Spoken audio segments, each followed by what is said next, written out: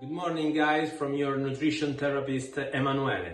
Last time I've talked about the 4 rules to follow when you choose your real food. A food must come from a tree, from a field, from a forest or from an animal.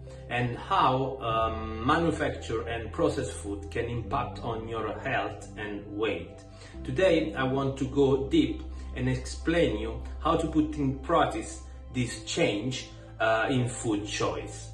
First of all, I want to tell you that on the average Western diet we intake 31 teaspoons of sugar every day, and this intake doesn't come obviously from the actual teaspoon of sugar that you put in your coffee or tea or whatever, but they comes from the processed and manufactured food that we eat throughout the day. This is crazy, it's way too much sugar.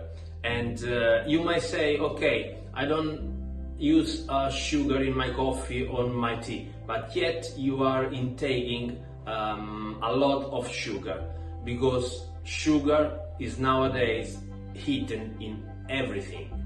Everything we eat that doesn't resemble its original form found in nature is added with sugar. Food industry is clever. They try to hide under many forms and names. I have personally spotted 56 names for sugar, like, just to name few: dextrose, galactose, maltose, cane juice, corn syrup, dextrin, carob syrup. This is tricky. Fruit juice concentrate, which is basically pure sugar. High fructose corn syrup, this is the worst. And the list goes on and on. Now, can you imagine if we cut 31 teaspoons of sugar from our diet, even the half? What a big impact we would have on our health and weight.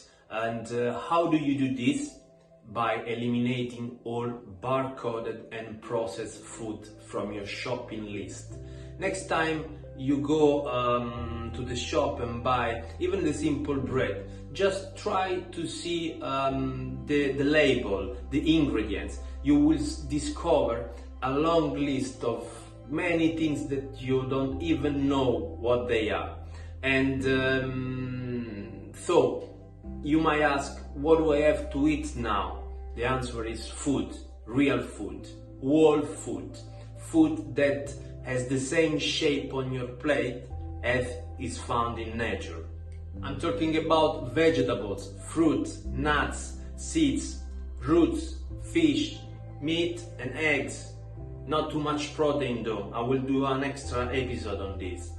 And don't be scared of the fat that you find in nature, they never harmed anyone. Nature is context, and when our body finds a nutrient in its context, it will use it, never store it. Guys, if we had to resume the dietary human history in only 1 year, we would discover that we started to eat sugar only in the last minute.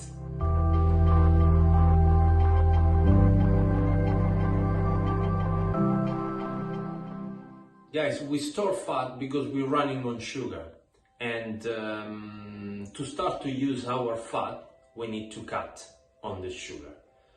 The thing is simple.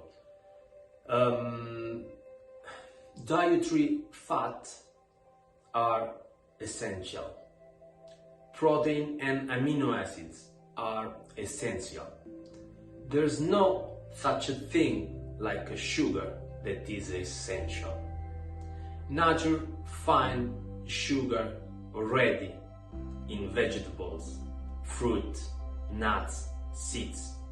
We don't need any extra. If the body needs, can convert it even from protein. Well, the next time you eat, try to organize your plate like this. Half of the plate should be filled with vegetables, 3 different colors at least, or a variation of the same color. A quarter of plate with nuts and seeds, few whole grains if you want, I need to do an extra episode on the grains because I only opt for certain type of it, the ones that doesn't contain gluten or contains a very small amount of gluten, ancient grain, or grain that are organic and not hybridized. We will see this in another chapter. And the rest of the plate you should fill with protein. Don't overdo with protein. Just consider the size of your palm when you eat protein. This is enough.